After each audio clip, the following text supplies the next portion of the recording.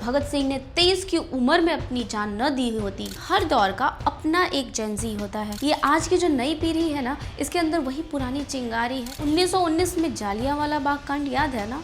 ये दोहरी भावनाएं नेपाल के बच्चों के प्रति क्यों है लोगों के अंदर। दनादन इन बच्चों पे ऐसी गंदी रिपोर्टिंग की जाती है जैसे कि ये कोई क्रिमिनल हो, आतंकी हो। इन्होंने पीएम की वाइफ को जिंदा जला दिया। छोटी सी आंदोलन खूनी खेल में बदल गई।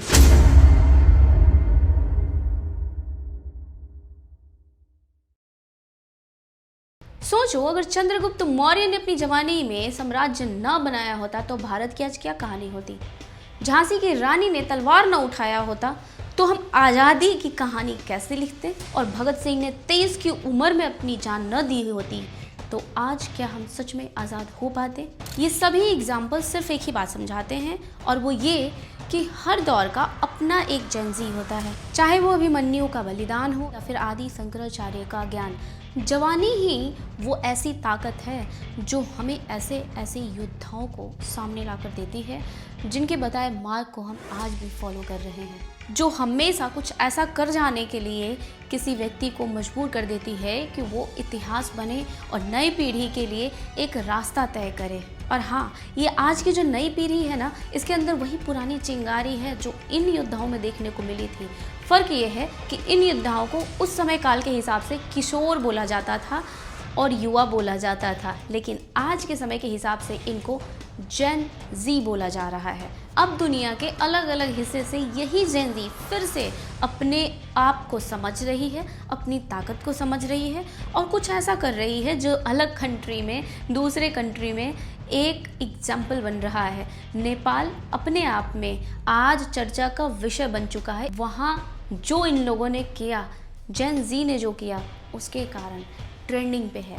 हर कोई इस कंट्री की बात कर रहा है, हर कोई वहाँ के युवाओं की बात कर रहा है। कोई कितनी भी ताकतवर कंट्री क्यों ना हो, वो इसकी चर्चा कर रही है, सिर्फ इसलिए कि वहाँ के युवाओं ने बड़े बड़े देश, चाहे वो अमेरिका हो, जापान हो, इंडिया हो, कोई भी हो, सबको उनकी चर्चा करने को मजबूर कर दिया है कि आप करोड़ों की जनसंख्या वाले, आप हाईटेक एंड डेवलप कंट्री हो करके भी वो नहीं कर रहे हो जो हम कर रहे हैं।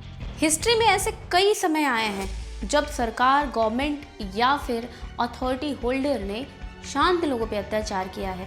1919 में जालियांवाला बाग कांड याद है ना। तब भले ही हम डेमोक्रेटिक नेशन नहीं थे, फिर भी निर्दोष लोगों पे गोलियां चलाई गई थी, लेकिन भारत उसको कैसे याद रखता है? एक काले दिन के नाम से। जब निर्दोष लोगों पे चलाई गई गोली, चाहे वो डेमोक्रेटिक नेशन होने के बावजूद ना हो, तो भी अगर हम उसे काले दिन के नाम से याद रखते हैं तो एक डेमोक्रेटिक कंट्री में ओपन फील्ड में चलाई जाने वाली गोली और गोली चलाने वाले को हम एक अच्छा इंसान कैसे मान सकते हैं। ये दोहरी भावनाएं नेपाल के बच्चों के प्रति क्यों है लोगों के अंदर भाई? क्यों नहीं समझ रहे हैं लोग कि अगर भारत में ये गोली चली थी तो भारतीय उसे दर्द और काले इतिहास के रूप में याद रखते हैं। लेकिन जब पड़ोस में ऐसा होता है तो उन बच्चों के प्रति सहानुभूति जगाने के बजाय बेशर्मी की हद पार करके दनादन इन बच्चों पे ऐसी गंदी रिपोर्टिंग की जाती है जैसे कि ये कोई क्रिमिनल हो, आतंकी हो। सेना पर हमले करके संसद को अपने कब्जे में लेने की कोशिश की, जबकि पड़ोस में हम रहते हैं और हमने अपना इतिहास देखा है, फिर भी कोई इन बच्चों के उस दर्द की व्याख्या नहीं कर रहा। एक डेमोक्रेटिक नेशन में जहां पब्लिक द्वारा चुने गए सरकार का ये ड्यूटी है कि वो पब्लिक की डिमांड को पूरा करे, उसके ऊपर गोली चलाने के बजाय, लेकिन फिर भी गोली चलवाई गई, उसको क्रिटिसाइज़ करने के बजाय इन्हीं बच्चों को दोषी ठहराया जा रहा है। इनके प्रति संवेदना प्रकट करने के बजाय इनके ऊपर गंदे गंदे लांछन लगाए जा रहे हैं। जैसे इन्होंने पीएम की वाइफ को जिंदा जला दिया, इन्होंने रेस्टोरेंट, होटल सब तोड़फोड़ कर दिए, हॉस्पिटल, बैंक सब लूट लिया, वहाँ पर लोगों को मारा, फलाने को मारा, ढिमाका। जब वायलेंस की शुरुआत कर दी गई थी तब क्यों किसी ने नहीं सोचा था कि जब एक बार वायलेंस यानी कि गोली चल रही है तो उधर से भी बैकफायर होगा। ये तो एक न्यूट्रल है। ये रिएक्शन कोई बहुत बड़ा शॉकिंग रिएक्शन तो नहीं है। सोच कर देखो, नॉर्मली किसी एक सदस्य को कोई गोली मार दे तो उससे जुड़ा हुआ 10 तो व्यक्ति होगा ही, उन 10 लोगों से जुड़े हुए और 10 लोग तो होंगे ही।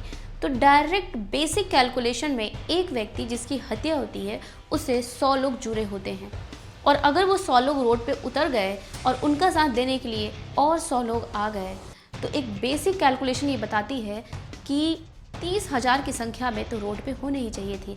ये सभी बच्चे किसी न किसी स्कूल कॉलेज से बिलोंग करते होंगे। इनके स्कूल कॉलेज के बच्चे भी यदि सड़कों पे आ जाएं तो मान कर चलना चाहिए कि 30 लाख बच्चे तो सड़क पे वो हैं जो डायरेक्टली मारे गए बच्चों से इन्वॉल्व हैं, कनेक्टेड हैं, यानी जिनका हुआ है वहाँ पे उनसे कनेक्टेड पब्लिक के आसपास में है। तो फिर दुनिया इस बात की चर्चा क्यों नहीं कर रही है कि ये सभी लोग अपनों को खोने के दर्द में इतने उतावले हो चुके हैं कि अगर वो कुछ गड़बड़ भी कर रहे हैं तो ये उनका राइट है। किसी के जिंदगी में आग लगा के, किसी के अपनों को मार के शांति की उम्मीद की जा रही है। किस तरह का न्याय है ये? क्या वास्तव में न्याय की परिभाषा लोग जानते भी हैं, समझते भी हैं, या फिर सिर्फ अपनी इच्छा दूसरे पे थोप के ये कहते हैं कि यही सही है? Self obsessed, self centred, totally corrupted लोग इस सोच के साथ सामने खुलकर आए हैं कि नेपाल में बच्चों ने गलत किया है।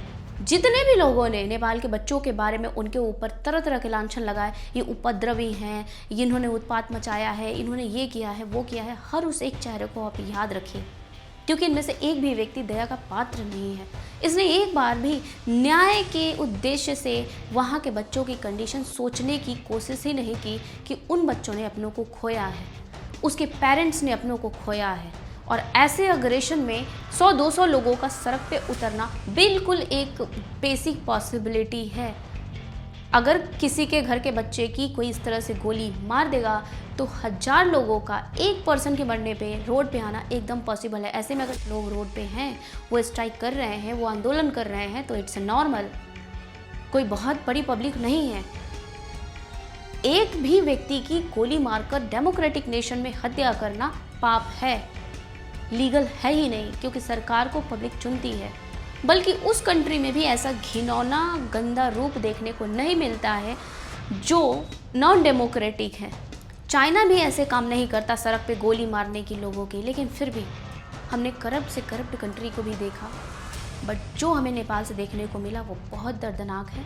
और मैं सच में बहुत दुखी हूँ ये चीज़ देख करके कि हमारे पड़ोस में ऐसा कुछ घिनौना हुआ, और मैं चाह करके भी ऐसे लोगों की हेल्प नहीं कर पाई।